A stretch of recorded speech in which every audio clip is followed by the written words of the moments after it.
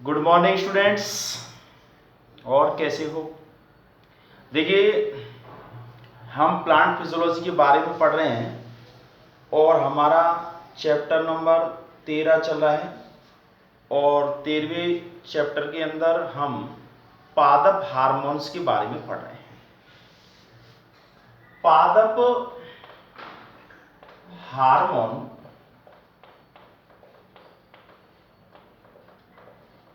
इनको वृद्धि नियामक पदार्थ भी कहते हैं।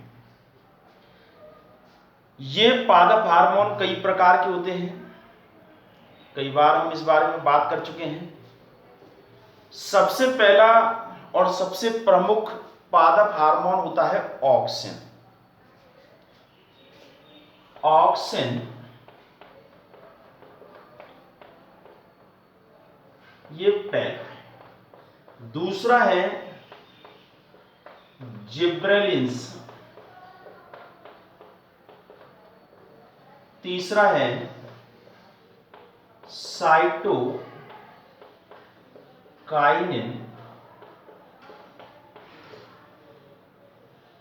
और चौथा है एथिलीन। अब ये चार हार्मोन तो वृद्धि वर्धक हार्मोन है और पांचवा जो है ये एब्सिसिक अम्ल, ये वृद्धि रोधक हार्मोन है। तो हम ऑक्सिन के बारे में पढ़ चुके हैं।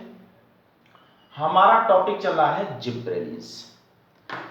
ये जिब्रेलिन जो है ये एक ऐसा पादप हार्मोन है जो कोशिकाओं के दीर्घीकरण की दर को बढ़ा देता है और इसकी खोज जापान के अंदर हुई है और जापान के अंदर देखा गया कि किसानों के द्वारा कि धान की जो फसल है, चावल का जो पादप है, उनमें कुछ पादप यानी कुछ खेतों के पादपों में असामान्य रूप से वृद्धि को देखा गया। बाद में देखा गया कि उनमें पुष्प उत्पन्न नहीं हो रहे, तो इसे वहां की भाषा में बैकेन नाम का रोग कहा गया और इसका शाब्दिक अर्थ जो होता है ये बेवकूफ नवोद्भिद के रूप में होता है। बाद में वैज्ञानिकों के द्वारा ये खोजा गया कि ये जो रोग है, इस रोग का कारण है एक कवक जो उस पादप में संक्रमित हो जाता है। यानी उस फसल के अंदर उस कवक के कारण जो पदार्थ स्रावित होता है उसके कारण ये रोग पैदा हो जाता है और उस कवक का नाम जिब्रेला फिजिकोराई है। तो उसके आधार पर इस पदार्थ का जो है नाम रखा गया है। बाद में यह भी देखा गया कि अगर किसी पादप में ये रोग हो रहा है और उससे जो स्राव निकलता है, अगर उस स्राव को किसी स्वस्थ पादप पर अगर डाल दिया जाता है तो उस पादप में भी रोग पैदा हो जाता है। तो ऐसी स्थिति में कुरोसावा के द्वारा इस तरह की बातें जब खोजी गई तो इसको आगे बढ़ाया गया यागुता और हायाशी के द्वारा और इसे पृथक किया गया कि ये जो पदार्थ है जिसके कारण इस तरह का प्रभाव पैदा हो जाता है, तो और उसका नाम जिब्रेलिन रखा गया। इसके बाद ब्रायन और उसके साथियों के द्वारा इसे शुद्ध क्रिस्टलीय रूप में प्राप्त किया गया। इसका रासायनिक नाम जिब्रेलिक एसिड रखा गया और वर्तमान में 100 से भी ज्यादा जिब्रेलिक एसिडों को कवकों के द्वारा एवं उच्च वर्ग के पादपों के द्वारा प्राप्त किया जा चुका है, यानी खोजा जा चुका है। लेकिन इनमें से इनके जो नाम हैं वो इस प्रकार से रखें GA1, GA2, GA3 यानी जिब्रेलिक एसिड। तो इनमें जो सबसे प्रमुख है वो है GA3, जिब्रेलिक एसिड 3, तीसरा जो प्रभेद है।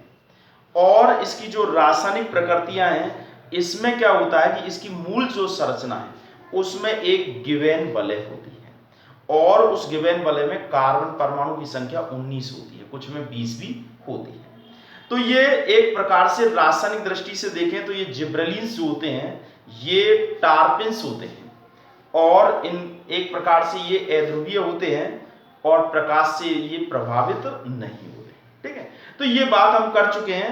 आज हम पढ़ेंगे कि ये जिब्रेलिन जो है इसका फिजियोलॉजिकल इफेक्ट क्या है, यानी पादपों में कौन कौन सी क्रिया इससे प्रभावित हो जाती है। ठीक है,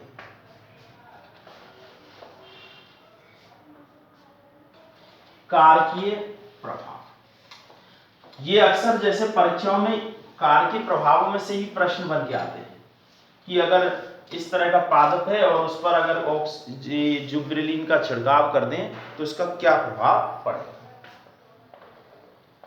जिब्रेलिन या जिब्रेलिन्स बहुवचन लेने का या जिब्रेलिन्स के कारकीय प्रभाव, फिजियोलॉजिकल इफेक्ट ऑफ जिब्रेलिन्स। जिस तरह से हमने ऑक्सिन के अंदर पढ़े थे 11 प्रभाव थे, उनमें कुछ प्रभाव ऐसे हैं जो उनके ऑक्सिन के द्वारा भी उत्पन्न किए जाते हैं और जिब्रेलिन के द्वारा भी पैदा किए जाते हैं, बस उनकी प्रभाविता अलग अलग हो सकती है। तो देखिए सबसे पहला जो प्रभाव है अगर हम बात करें तो पर्वों या तनों का दीर्घीकरण, पर्वों या तनों का दीर्घीकरण, एनलार्जमेंट।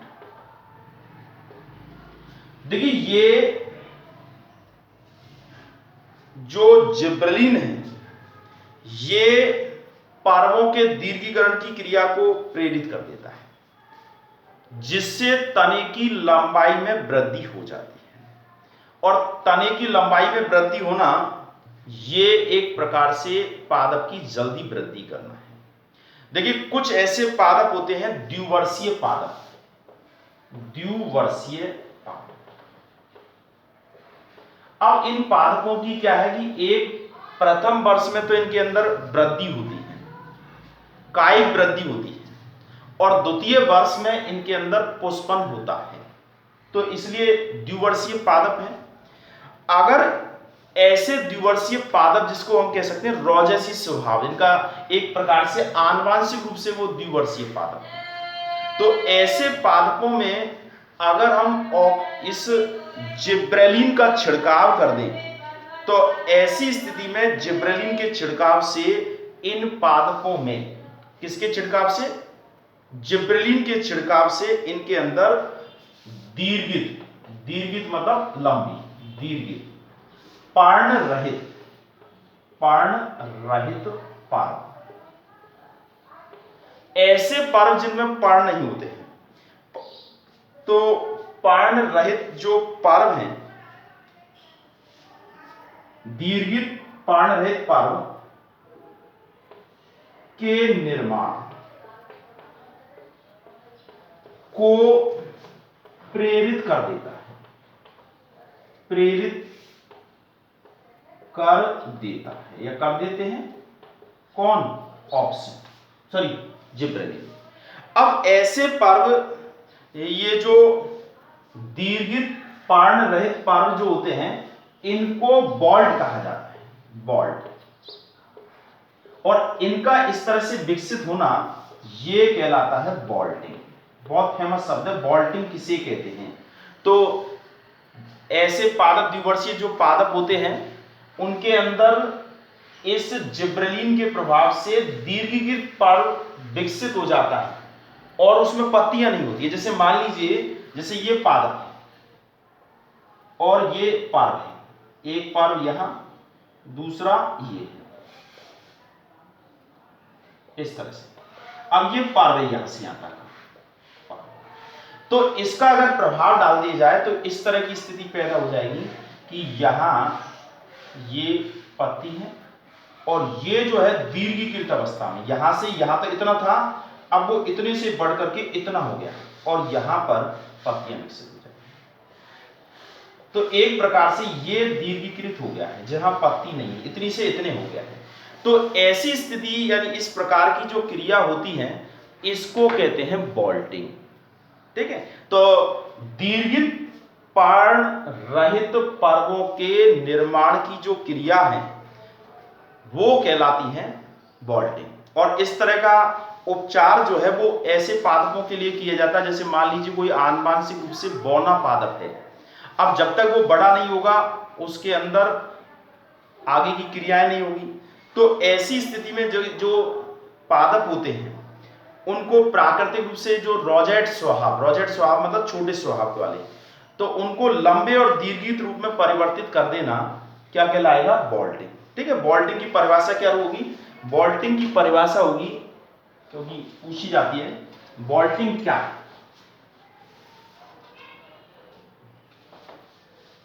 बोल्ट, तो इसे कहेंगे प्राकृतिक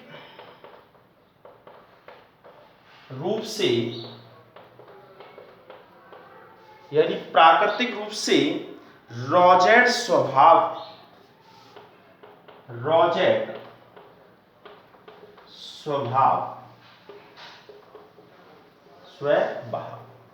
रोजेट जो स्वभाव है उसका लंबे, रोजेट स्वभाव का लंबे व दीर्घित, दीर्घित मतलब लंबा, दीर्घित रूप में परिवर्तन, दीर्घित रूप में परिवर्तन, वॉल्टिंग कहलाता है।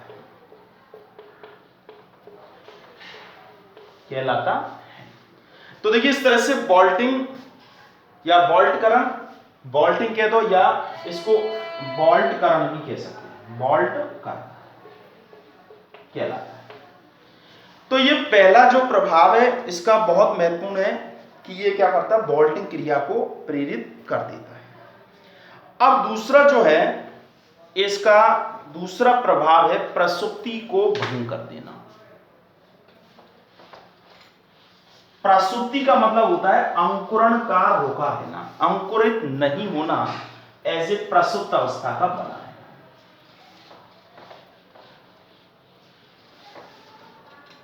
दूसरा है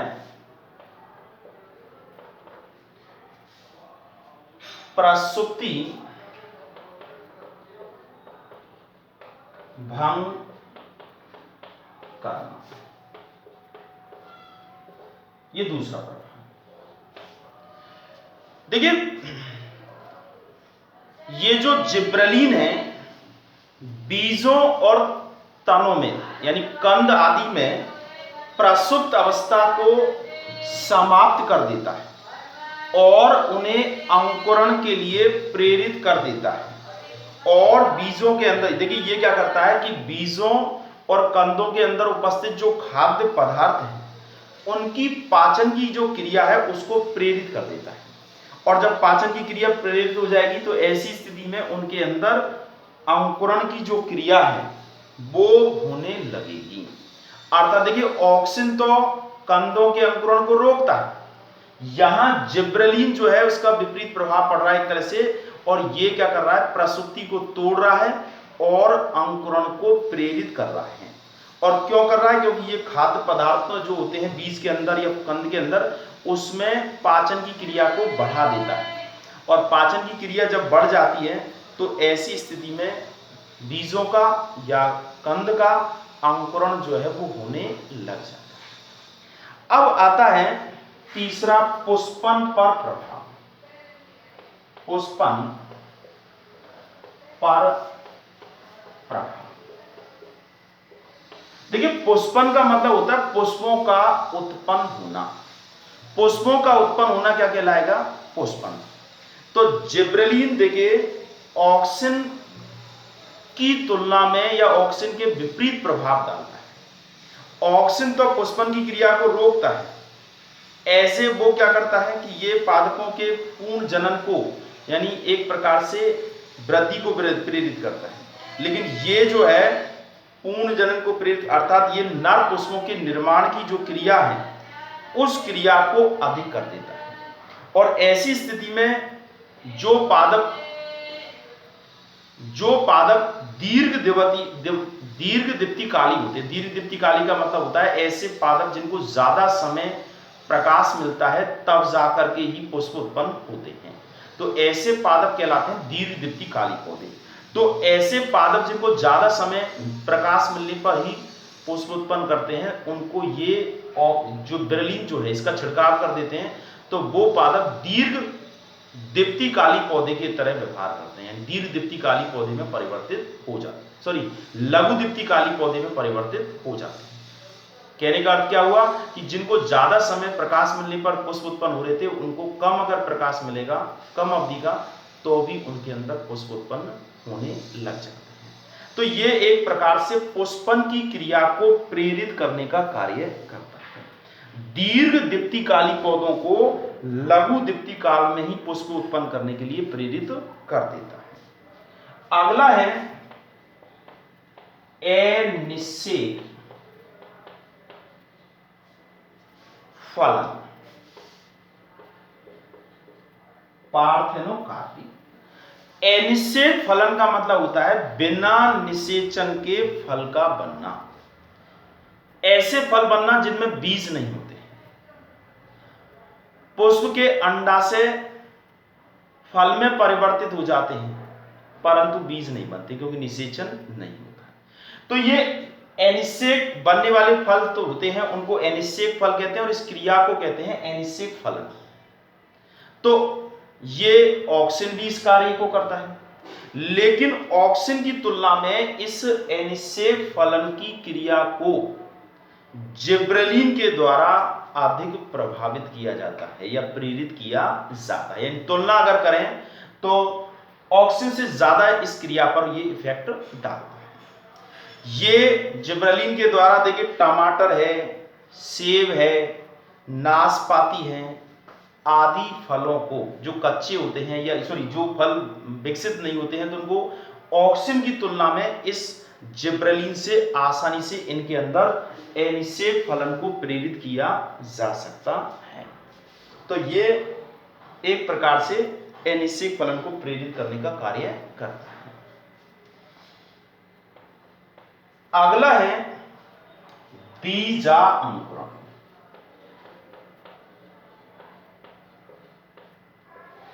बीजा अंकुरण देखिए कुछ बीज जो रहते हैं ये मिट्टी के अंदर जल को अवशोषित करके फूल जाते हैं और भ्रूण जो उनके अंदर उपस्थित होता है उसके द्वारा जिब्रेलिन का संश्लेषण कर लिया जाता है। तो ये जो जिब्रेलिन है ये एलिरॉन परत, बीज के अंदर जो एलिरॉन परत होती है उस एलिरॉन परत से विस्तृत हो जाते हैं और अल्फा एमाइलेज, ये देखिए ये स्टार्च को पचाने वाला एंजाइम है अल्फा एमाइलेज, इसके अलावा प्रोटीएज जो प्रोटीन को पचाता है, लाइपेज जो कि वसा का पाचन करता है, इसके अलावा राइबोन्यूक्लियेज जो आरएनए का पाचन करता है। तो ऐसे एंजाइम जो है उनका संश्लेषण जो है वो प्रेरित हो जाता है किसके प्रभाव से, इस जिब्रेलिन के प्रभाव से, जो किसमें विकसित हो गया, बीज के भ्रूणों के द्वारा विकसित हो गया है और जो परत के द्वारा एलिरॉन परत के द्वारा आसानी से चला गया है। तो ऐसी स्थिति में भ्रूणपोष के अंदर जो खाद्य पदार्थ उपस्थित है, आप सब जानते हैं भ्रूणपोष में खाद्य पदार्थ संचित होता है, तो भ्रूणपोष में जो खाद्य पदार्थ संचित हैं उसके अवघटन की यानी जल अवघटन की क्रिया को इन एंजाइमों के द्वारा प्रेरित कर दिया जाता है। किसके द्वारा, अल्फा एमाइलेज, लाइपेज, प्रोटीएज, और ये विकसित किसके कारण हुए हैं, ये विकसित हुए हैं जिब्रेलिन, और जिब्रेलिन विकसित किस में हुआ है, बीज के भ्रूण के द्वारा। तो ऐसी स्थिति में जब ये एंजाइम कार्य करते हैं तो भ्रूण की वृद्धि भी तेज गति से होने लग जाती है और भ्रूण की वृद्धि हो जाएगी। ऐसी स्थिति में बीज का अंकुरण जो है वो प्रारंभ हो जाता है। तो ये एक तरह से बीज के अंकुरण की जो दर है उसको बढ़ा देता है और वो इसकी पारगम्यता के कारण, क्योंकि ये आराम से एलिरॉन परत को पार करके चला जाता है, और भ्रूण के एक प्रकार से बाहर निकल जाता है। तो ये जिब्रेलिन जो है ये बीजों के अंकुरण की क्रिया को बढ़ाता है। इसके अलावा ये जिब्रेलिन जो है अब आता है कि इस जिब्रेलिन के द्वारा और भी क्या क्या कार्य किए जाते हैं। तो इसके द्वारा एक तो प्रसूति को पर्वों के दीर्घीकरण की क्रिया को प्रेरित किया गया है। दूसरा जो कार्य है ये प्रसूति को भंग कर दिया जाता है, अंकुरण की क्रिया को प्रेरित किया जाता है। तीसरा कार्य पुष्पन पर प्रभाव, पुष्पन की क्रिया को प्रेरित कर दिया जाता है। इसके अलावा एनिषेक फलन की जो क्रिया है, एनिषेक फलन की क्रिया उसको प्रेरित किया जाता है, ठीक है। और इसके अलावा ये जो है ये एनिषेक फलन की क्रिया को प्रेरित कर देता है और बीजांकुरण, बीज के अंकुरण की जो क्रिया है उसको भी प्रेरित कर देता है। तो इस तरह से ये एक अपने आप में महत्वपूर्ण होता है। अब हम बात करें कि ये एक ऑक्सिन जो है, इसके बाद अगला जो ये जो जिब्रेलिन है इसके क्या क्या प्रभाव हुए? पर्वों और तनों के दीर्घकरण, प्रसूति को भंग करना, पुष्पन पर प्रभाव करना, एनिषेक, बीजांकुरण। अब आता है कि अगला जो पादप हार्मोन है उसका नाम है साइटोकाइन। तो हमने जिब्रेलिन का कार्य प्रभाव पूरा कर लिया है, ठीक है। तो अब अगला साइटोकाइन।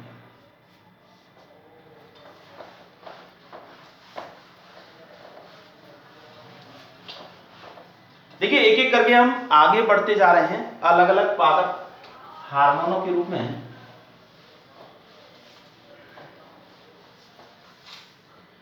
तो पहला कौन सा हार्मोन हो गया? ऑक्सिन। दूसरा कौन सा हो गया? जिब्रेलिन। तीसरा है साइटोकाइन।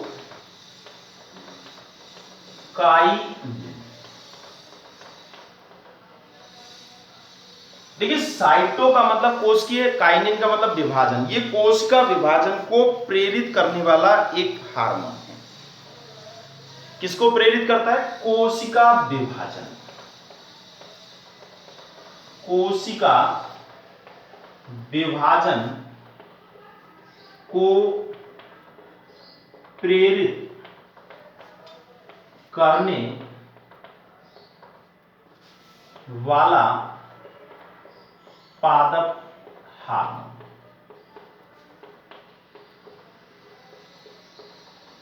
पादप हार्मोन। अब देखिए इसकी खोज की बात करें कि इसकी खोज कैसे हुई है, किस तरह से, क्योंकि ये एक प्रकार से कई वैज्ञानिकों के द्वारा इस पर प्रयोग किए गए हैं और फिर बाद में जाकर के इसकी खोज हुई है। खोज सबसे पहले एक वैज्ञानिक थे हेवरलैंड।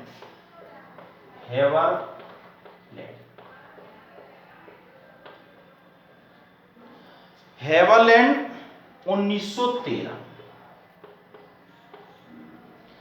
इन्होंने सबसे पहले ये देखा कि पादपों के फ्लोएम, पादपों के फ्लोएम ऊतक। आप सब जानते हैं फ्लोएम ऊतक कोष बाहर होता है। तो फ्लोएम ऊतक में कुछ विलेय पदार्थ उपस्थित, ऊतक में कुछ विलेय पदार्थ उपस्थित होते, विलेय पदार्थ उपस्थित होते हैं और जो कोशिका विभाजन को प्रेरित करते हैं उपस्थित होते हैं। जो कोशिका विभाजन को प्रेरित करते हैं। सबसे पहले मैंने देखा कि भाई ये जो पादपों के फ्लोएम ऊतक होते हैं उनमें कुछ विलेय पदार्थों की उपस्थिति होती है जो कोशिका विभाजन को है वो प्रेरित करते हैं। ये सबसे पहले किसने देखा था? ओवरलैंड, सॉरी हेवरलैंड। इसके बाद दूसरे जो वैज्ञानिक थे जिनका नाम है वॉन ओवरबीक, वॉन ओवरबीक, ये विज्ञानी इन्होंने देखा था 1941 में। इन्होंने देखा कि नारियल के पानी में कुछ ऐसे पदार्थ उपस्थित होते हैं जो कोशिका विभाजन को प्रेरित करते हैं। नारियल के पानी में कुछ ऐसे पदार्थ होते हैं जो कोशिका विभाजन को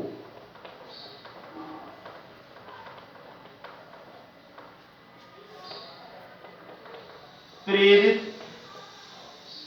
करते हैं। ये सबसे पहले इन्होंने देखा था, ठीक है। इसके बाद अगले जो वैज्ञानिक थे स्क्रू और मिलर। देखिए, एक ही चीज को कई वैज्ञानिकों के द्वारा अपने अपनी तरीके से देखा जाता है। तो सबसे पहले तो किसने प्रयोग किया? हेवरलैंड ने देखा।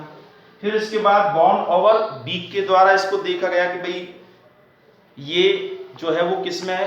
नारियल के पानी के अंदर उपस्थित है। इसमें स्क्रू, याद रखना है, ये वैज्ञानिक स्क्रू तथा मिलर, ये बहुत फेमस है दोनों। मिलर ये 1955 की बात है। इन्होंने यीस्ट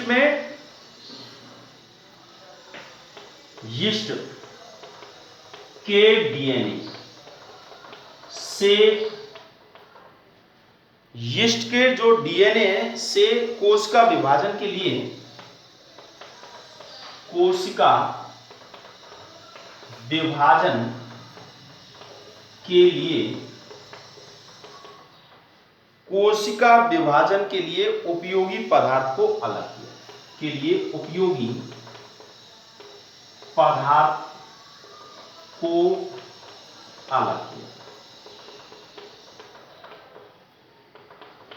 और इसका जो नाम है वो नाम रखा था काइनेटिन। काइनेटिन नाम रख दिया इसका, नाम क्या नाम रख दिया? काइनेटिन। ये जो है, और लैंथम नाम के वैज्ञानिक ने ये जो कौन सा पदार्थ? काइनेटिन, इसको लैंथम नाम के वैज्ञानिक ने, लैंथम ने, देखिए अलग अलग वैज्ञानिक हैं। लैंथम ने 1963 में ये जो काइनेटिन है, काइनेटिन को नाम दे दिया है, कौन सा?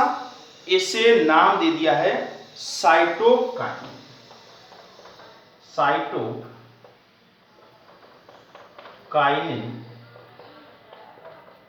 नाम दिया, ठीक है। तो साइटोकाइनिन नाम देने वाले वैज्ञानिक कौन हुए? लैंथम। और इसके बाद लैंथम और मिलर ने मक्का के भ्रूणपोष से, लैंथम व मिलर ने, ये मिलर नाम के वैज्ञानिक थे ना, ये वाले, इसके साथ मिलकर के ने क्या किया कि मक्का के भ्रूणपोष से, मक्का के भ्रूणपोष से एक पदार्थ प्राप्त किया जो कि काइनेटिन के समान था। से पदार्थ प्राप्त किया जो काइनेटिन के समान था, जिसे, अब देखिए, इसे मक्का से प्राप्त किया गया था, जिसे जियाटिन कहा गया। जियाटिन नाम दिया। जियाटिन नाम दिया। और बाद में जो देखा गया कि ये जो जियाटिन है ये प्राकृतिक रूप से पाया जाने वाला एक तरह से प्रथम क्या है, ये जियाटिन। तो ये पहला साइटोकाइनिन है, यानी इसे हम कहेंगे, ये जो मक्का के किसने प्राप्त किया, लिथम और मिलर ने प्राप्त किया था। तो इन ये क्या है कि जियाटिन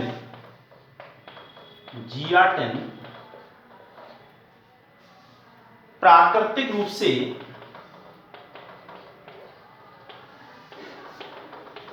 पाया जाने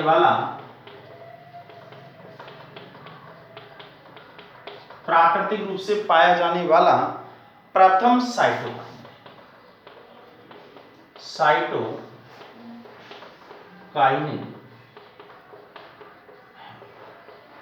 ठीक है, तो ये हमने साइटोकाइनिन की खोज के बारे में पढ़ा कि साइटोकाइनिन किस तरह से क्या है। ठीक है, तो अब हम होमवर्क नोट कर लें।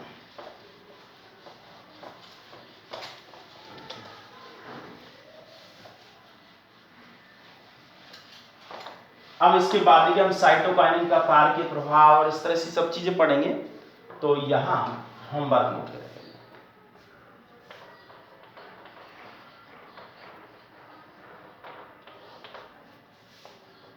क्वेश्चन नंबर 1, जिब्रेलिन के दो कार्य प्रभाव। जिब्रेलिन्स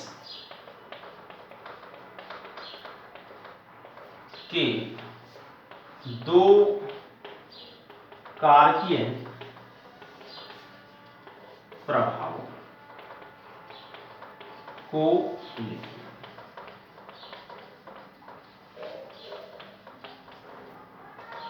ठीक है, दूसरा प्रश्न है, वॉल्टिंग किसे कहते हैं।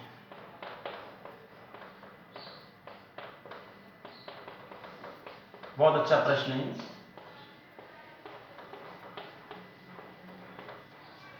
क्वेश्चन नंबर 3,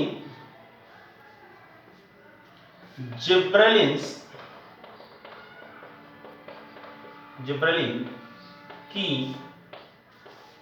मूल संरचना। मूल संरचना में कौन सी वलय होती है। और क्वेश्चन नंबर 4, जिब्रेलिन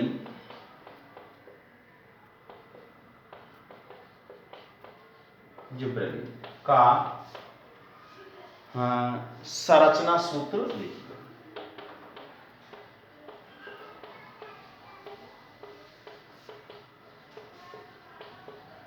या संरचना सूत्र बनाइए।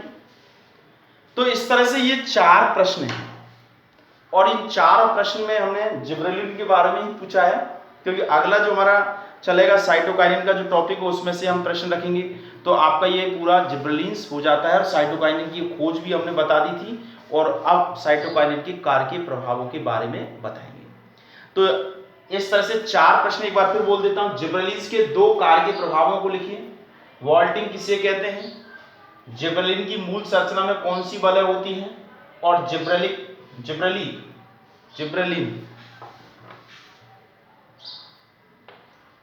जिब्रेलिन का संरचना सूत्र लिखिए।